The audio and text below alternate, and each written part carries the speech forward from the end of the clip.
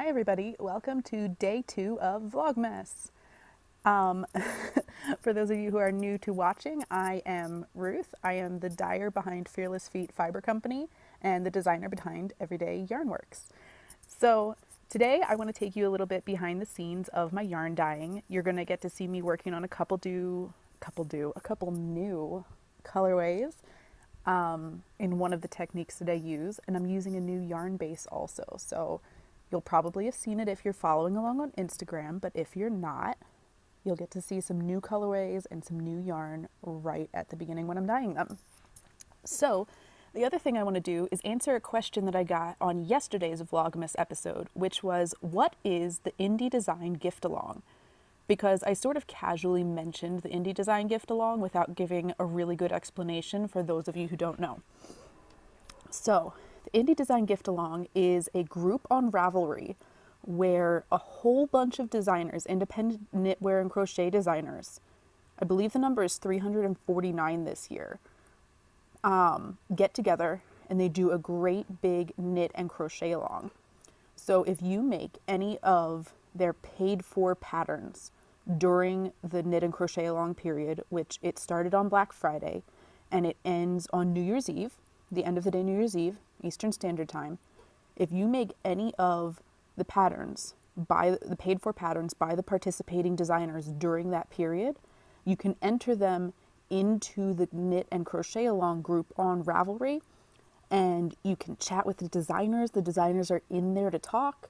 You can enter them for prizes. There's a big physical prizes thread with yarn and project bags and patterns and stitch markers and all kinds of other really cool stuff. And sorry, I'm shivering a little bit because I'm outside on my back porch because the kids are sleeping. I think you can see my breath. Yeah, you can. Probably not on the camera, but that's okay. Anyway, if you decide you want to join along on that knit and crochet along, it is my favorite event of the year. And I will link it down in the YouTube information box because I just love seeing people over there. I love being able to talk with designers that are over there. We have people like Sarah Shira, who did the Here We Gnome Again, the little knit gnomes pattern, Amba O'Brien, Lisa Shemery. Oh gosh, who else is over there? There's so many people. Hunter Hammerson, and a lot of people that you will have never heard of before because they are independent designers on maybe my scale. But that's the great part, is you get to know a whole bunch of designers that you've never heard of before. And some of them, I look at their patterns and I go, oh my gosh, you've been doing this for years and your work is gorgeous. How do I not know who you are? And it's just because there's so many designers out there that it's hard to know who all of them are. So if you want to hit up a great group, a great knit and crochet along, where you can interact with the designers, win prizes, and get involved in a really great community, I suggest you hit up the Indie Design Gift Along group on Ravelry. And it's a really big group, but don't get overwhelmed because everybody is super nice and you can ask questions and people love to answer questions and they love to chat. And even if you go over there and you just go look for me, my Ravelry name is Brash Elegance. And I'm a little blue sock on Ravelry. My Ravatar is a little blue sock. And you'll see me in the statistics thread because I am doing the statistics this year. Which, don't even ask how I ended up doing statistics. I'm an English teacher that just happens to love spreadsheets. But I ended up doing statistics this year. So you'll see me all over the place. I help to moderate the event. So even if you just jump over there and you're like, Ruth, I'm over here. You told me on Vlogmas that I should come over and knit along, and I don't know where to start. Earburn me, tag me on Ravelry. I will be happy to help and happy to give you guys some information and some advice. So with that said, rambling on about the Indie Design Gift Along, which I love, please enjoy day 2 of Vlogmas.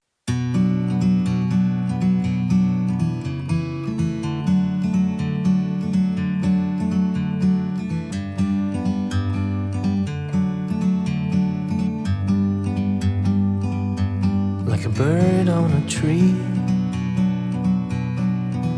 I'm just sitting here. I got time, it's clear to see. From up here, the world seems small. We can sit together. It's so beautiful. You and me, we meant to be in the great outdoors, forever free.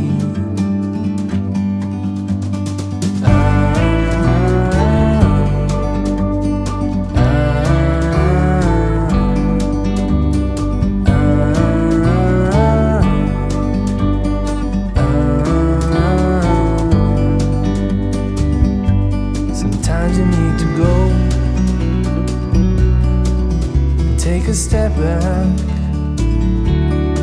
to see the truth around you. From a distance you can tell.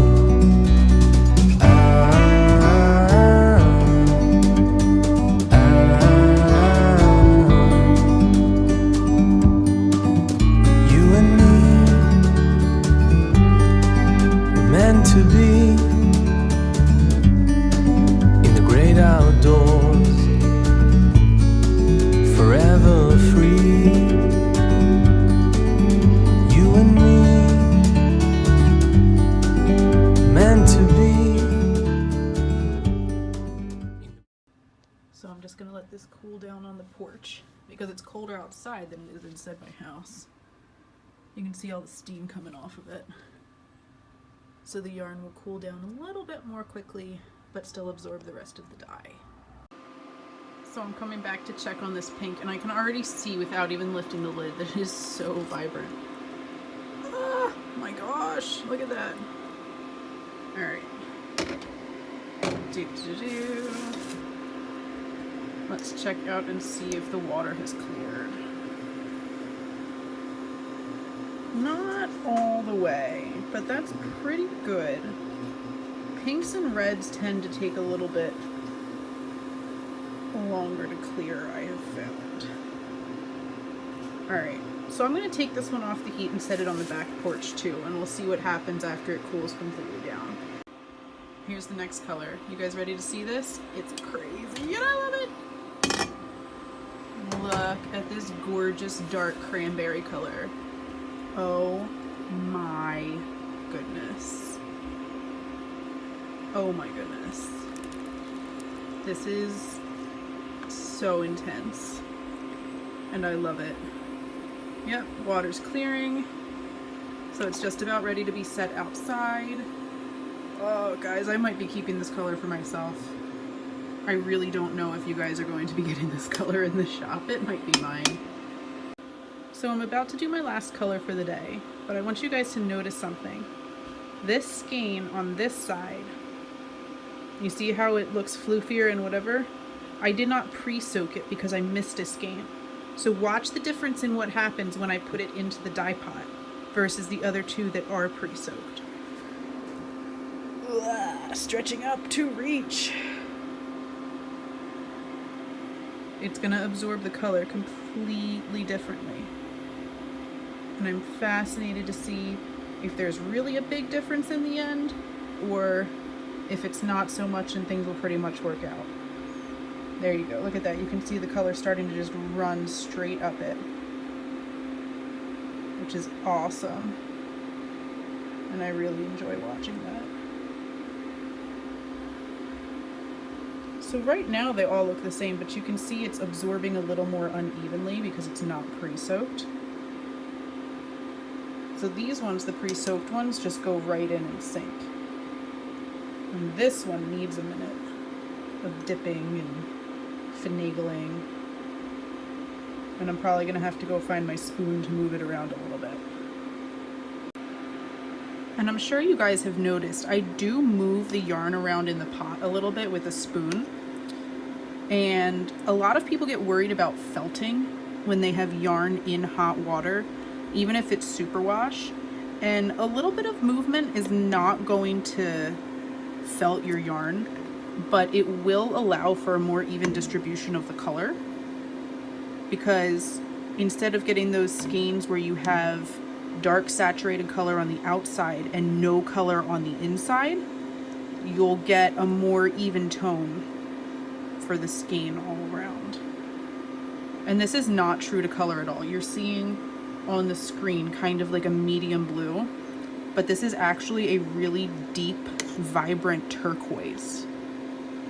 So you will see it more accurately. When I put colors up for yarn in my shop, you can actually see an accurate color of the yarn, but I have to do my lighting and photography and whatever to make sure that it comes out the right color for you guys so you can see accurate colors. And you can see for this yarn, it's actually starting to clear already, just with me having put the yarn into the pot. So I'm gonna go ahead and put the lid on this one and let it go for a little bit.